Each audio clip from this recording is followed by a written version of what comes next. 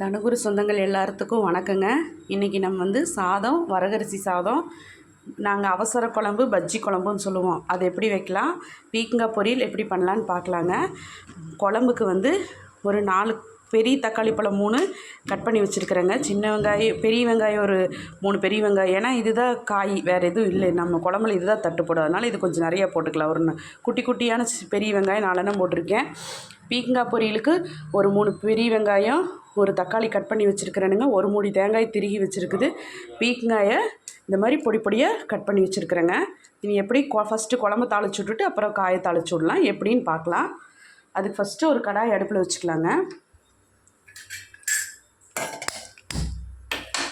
பாருங்க, கடாய் வச்சு எண்ணெய் ஊற்றி கடுகு போட்டாச்சுங்க. கடுகு போட்டுட்டு வெங்காயத்தை போடுவோம். வெங்காயம் போட்டு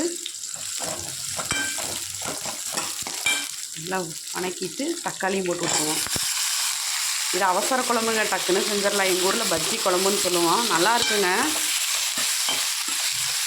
போட்டுட்டு தேவையான அளவு உப்பு போட்டுருவோம். உப்பு போட்டுக்கலாங்க. பாருங்கள், மஞ்சத்தூள், மிளகு, சாம்பார் பொடி ஒரு 3-4 ஸ்பூனு, கருகாப்பில் இதெல்லாம் போட்டு நல்லா ஒரு வணக்கிட்டுங்க. உப்பும் போட்டு விட்டாச்சு. இதை நம்ம சிம் பண்ணி வச்சுக்கலாம். லிட் க்ளோஸ் பண்ணி சிம் பண்ணி வச்சுக்கலாங்க. பாருங்கள், நல்லா ஒரு வணக்கி அடுப்பை சிம் பண்ணிவிட்டு லிட் எடுத்து க்ளோஸ் பண்ணிடலாம். இனி அடிக்கடி கிளறி விட்டுக்கலாம். ஒரு நிமிஷம் இருக்கட்டுங்க, பார்க்கலாம். அதுக்குள்ளே நம்ம காய் எப்படின்னு தாளித்து விட்டுறலாம். அதுக்கு இங்கே ஒரு கடாய் வச்சு எண்ணெய் ஊற்றி கடுகு, கடலைப்பருப்பு, சீரகம் போட்டிருக்கேன். பாருங்கள், வரகரிசி சாதத்தை இடையில வடித்து விட்டாச்சு. இங்கே கடாய் வச்சு கடுகு, கருகாப்பில், சீரகம், பெரிய வெங்காயம், தக்காளி இதெல்லாம் போட்டு நல்லா ஒரு வணக்கிட்டுங்க. வணங்கட்டும். உப்பு போட்டு விட்டுறலாங்க. இதுக்கலவா மட்டும் இப்போ உப்பு போடுவோம். இது வணங்க அப்புறம் காய் வணக்கிறதுக்கு தனியாக உப்பு போடலாம்.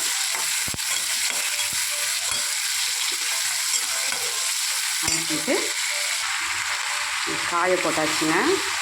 காயை போட்டு, காய் என்னடா சட்டி ஃபுல்லாக இருக்குதுன்னு நினைக்காதீங்க. இது சுருங்கிக்குங்க, சைஸ் அப்படியே கம்மியாகிடும். அதனால் சிம் பண்ணி போட்டுட்டு இது பண்ணிடலாங்க.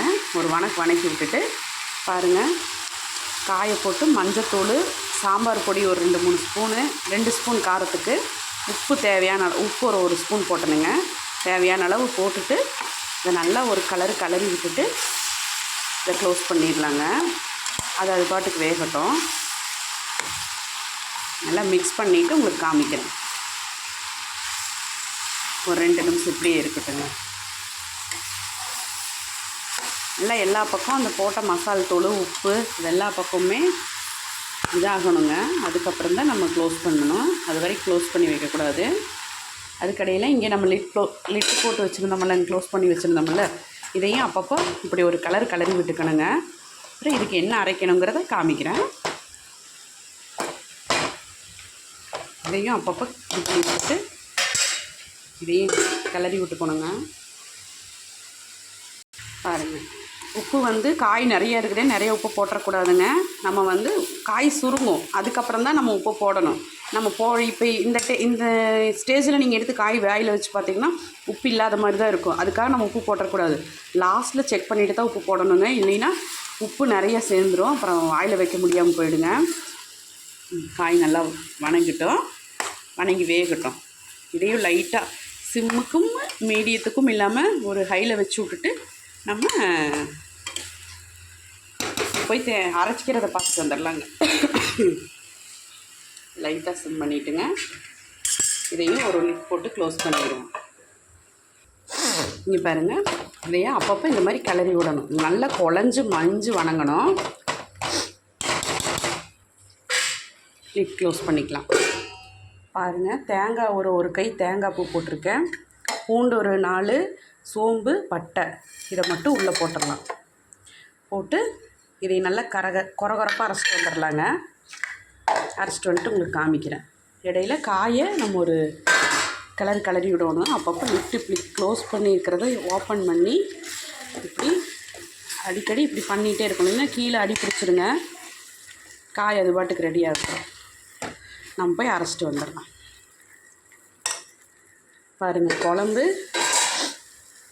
நல்லா வணங்கிடுச்சு. தக்காளி குழம்புலாம் ஒரு 2 நிமிஷம் வணங்கணும். நம்ம அரைச்சிட்டு வந்து ஊற்றுறப்ப இதுக்கு சரியாக இருக்குங்க. வணங்கட்டுங்க. பாருங்கள், இது நல்லா குழஞ்சி வணங்கிடுச்சு. இந்த ஸ்டேஜில் நம்ம வேணும்னா கொஞ்சம் எடுத்து வச்சுக்கலாங்க. இது வெறும் சாப்பாட்டுக்கு சாப்பிட்றதுக்கு நல்லாயிருக்கும். இத்தினோடு எடுத்து வச்சுக்கலாம். எடுத்துகிட்டு தேங்காய் ஊற்றிக்கலாம்.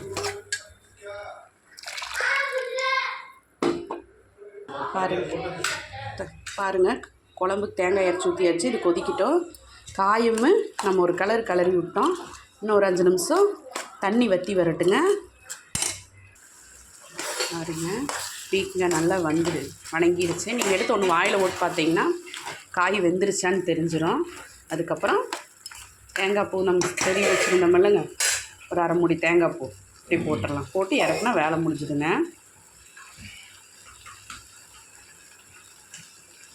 எல்லா தேங்காய் பூவையும் போட்டாச்சு. நீங்கள் குழம்பு கூட தேவையில்லை. இதில் சாதம் போட்டு அப்படியே கிளறி பசங்களுக்கு ஸ்கூல் லஞ்சுக்கு கொடுத்து விட்றலாம். சூப்பராக இருக்குங்க. நீங்கள் இதே மாதிரி ட்ரை பண்ணி பாருங்கள். இது குழம்பும் இங்கே பாருங்கள் நல்லா ஜம்முன்னு கொதிச்சிருச்சு. அதோட பச்சை வாசம் போக நல்லா கொதிச்சதுன்னா குழம்பும் ரெடி ஆயிடுச்சுங்க. சரி, நான் இப்போ சாமிக்கு வைக்கல உங்களுக்கு காமிக்கிறேங்க. என்ன சமையல்னு காமிக்கிறேன். பாருங்கள், இன்றைக்கி என்ன சாதம்னு பார்க்கலாம். இன்றைக்கி சாப்பாடு வெள்ளை சாப்பாடு எப்பவும் போல் வச்சாச்சுங்க. நம்மளுக்கு வரகரி சாப்பாடும் வச்சு விட்டாச்சுங்க. தக்காளி அந்த அவசர பஜ்ஜி குழம்புன்னு சொல்லுவோம். இது பார்க்க இப்படி இருக்கா, நான் செம்ம டேஸ்ட்டாக இருக்குங்க. தண்ணியாட்டத்தான் இருக்கும். நீங்கள் ஒரு தடவை செஞ்சிங்கன்னா மறுபடியும் செய்வீங்க. காய் நான் வேற ஒரு குண்டால மாற்றிட்டேன்.